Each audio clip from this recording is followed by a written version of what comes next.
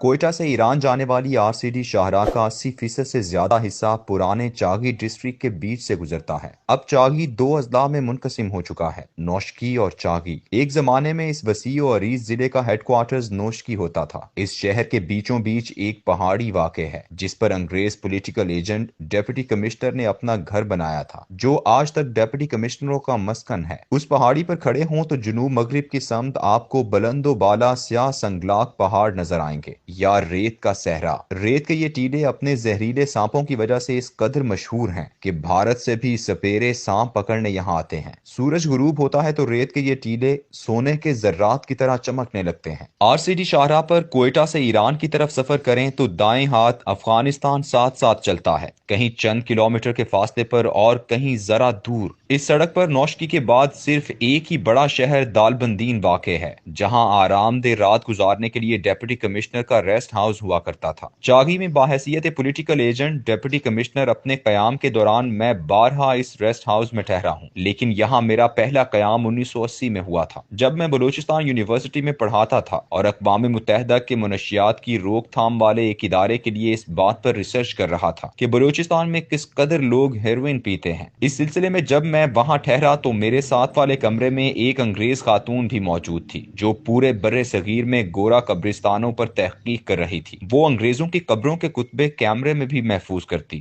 اور اگر کوئی بڑا بوڑھا مل جاتا تو تھوڑی بہت معلومات حاصل کر لیتی۔ اس ریسٹ ہاؤس میں لاتعداد لوگوں سے میری ملاقات ہوئی ہے۔ ایک پوری کتاب ان تمام شخصیات پر لکھی جا سکتی ہے جو یہاں وقتاً فوقتاً قیام کرتی رہیں، اور میری ان سے ملاقاتیں ہوتی رہیں۔ سلمان بن عبدالعزیز شکار کھیلنے آتا تو پہلا پڑاؤ یہیں پر ہوتا۔ ڈاکٹر عبدالقدیر خان چاگی دھماکے کے لیے تشریف لائے تو یہیں ان کا ٹھکانہ تھا۔ اسی دالبندین ریسٹ ہاؤس میں میری ملاقات آسٹریلیا کی کمپنی BHP کے سربراہ سے ہوئی، جو اپنے خصوصی طیارے کے ذریعے وہاں آیا تھا۔ اس کمپنی نے 1993 میں بلوچستان حکومت کے ساتھ چاگی کے علاقے میں سونے کی تلاش کا معاہدہ کیا تھا۔ اس معاہدے کے تحت جو سونا، تانبا، پیتل یا چاندی یہاں سے برآمد ہونا تھا، اس میں سے 75% شیئر BHP کمپنی کا اور 25% بلوچستان حکومت کے حصے میں آنا تھا۔ عموماً ایک نگاہ میں یہ معاہدہ ایسے لگتا ہے جیسے گھاٹے کا سودا ہے، لیکن اگر سونے کی کانکنی کے عمل کو دیکھا جائے تو یہ محسوس ہوگا کہ اس سے بہت بہتر معاہدہ نہیں کیا جا سکتا تھا۔ سونے کی کان دراصل اوپر کی سطح پر کھدائی کرنے والی کان ہوتی ہے۔ جیسے بھٹوں کی اینٹیں بنانے کے لیے زمین کھود کر مٹی نکالی جاتی ہے،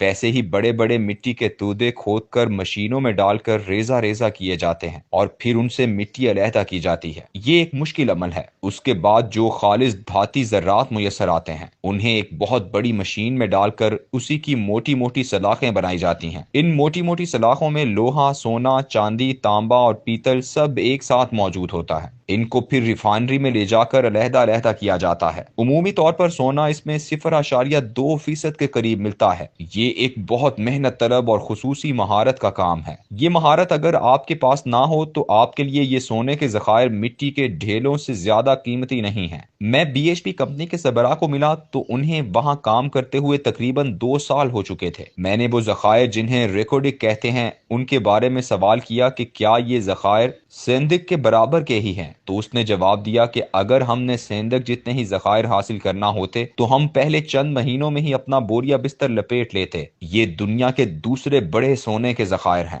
سندھ کی المناک داستان میرے ذہن میں تھی کہ کیسے اس سونے اور تانبے کی کان کا حشر کیا گیا، اور اب چینی اس سے سونا نکال کر اپنا لگایا ہوا سرمایہ ہی واپس لے رہے ہیں، اور ہمارے پلے کچھ نہیں آیا۔ لیکن مجھے اندازہ نہیں تھا کہ ایک دن ریکارڈک کے ساتھ بھی ایسے ہی کچھ ہو جائے گا۔ افغانستان میں حالات خراب ہوئے تو افغان بارڈر کے قریب ہونے کی وجہ سے BHP نے اپریل 2000 میں اپنا بوریا بستر لپیٹا اور آسٹریلیا کی ہی ایک چھوٹی سی کمپنی مینکور کو اپنے حقوق بیچ کر چلی گئی۔ 11 ستمبر کا سانحہ ہوا۔ افغانستان بارڈر کے نزدیک ہونے کی وجہ سے کبھی کام ہوتا اور کبھی نہیں، مگر کام چلتا رہا۔ کمپنی کے پاس سرمایہ کم تھا، اس لیے 2006 میں اسے کینیڈا کی کمپنی TCC نے خرید لیا۔ اس وقت تک ابتدائی کام مکمل ہو چکا تھا اور جہاں جہاں ذخائر موجود تھے ان کا پتہ چلا لیا گیا تھا۔ اب کانکنی کا آغاز ہونا تھا۔ ایسے میں بڑی بڑی للچائی ہوئی نظروں نے اس کی طرف دیکھنا شروع کر دیا۔ جب 1993 میں معاہدہ کیا گیا تھا تو کسی کے وہم و گمان میں بھی نہیں تھا کہ یہ سونے کا مسلسل انڈا دینے والی مرغی نکل آئے گی۔ اسی سال یعنی 2006 میں بلوچستان ہائی کورٹ میں اس معاہدے کو چیلنج کر دیا کہ یہ پاکستان کے آئین کے خلاف ہے، لیکن ہائی کورٹ نے فیصلہ دیا کہ یہ لائسنس درست ہے۔ کام دوبارہ شروع ہوا اور جب کانکنی کا لائسنس 2011 میں مانگا گیا تو حکومت بلوچستان نے کمپنی کو کانکنی کا لائسنس دینے سے انکار کر دیا اور کہا کہ آپ سمیلٹر سے سلاخیں بھی یہیں بناؤ اور ریفائنری بھی یہیں لگاؤ۔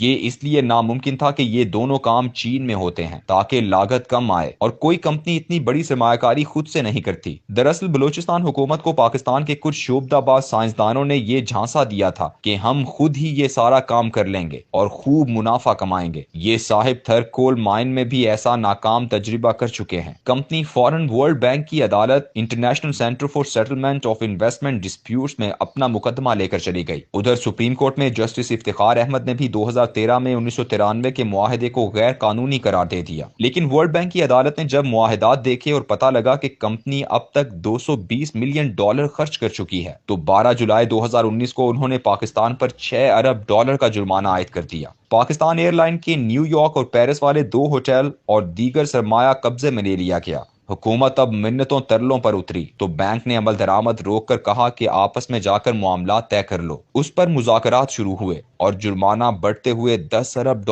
تک جا پہنچا۔ مارچ 2022 کو عمران خان کی حکومت نے کمپنی کے ساتھ معاہدہ کر لیا جس کے تحت $10 ارب کا جرمانہ بھی معاف ہوا اور مزید $10 ارب کی سرمایہ کاری کا وعدہ بھی ہو گیا، مگر سپریم کورٹ میں پھر کوئی عام شہری جا پہنچا۔ اس دفعہ سپریم کورٹ نے فوراً کیس نمٹایا اور اپنے 9 سال پرانے فیصلے کو غلط بتاتے ہوئے 1993 کے اصل معاہدے کو درست قرار دے دیا۔ لیکن اس سارے معاملے میں اس قوم کے 11 سال قیمتی بیت گئے، وہ 11 سال جو اس قوم کی تقدیر بدل سکتے تھے۔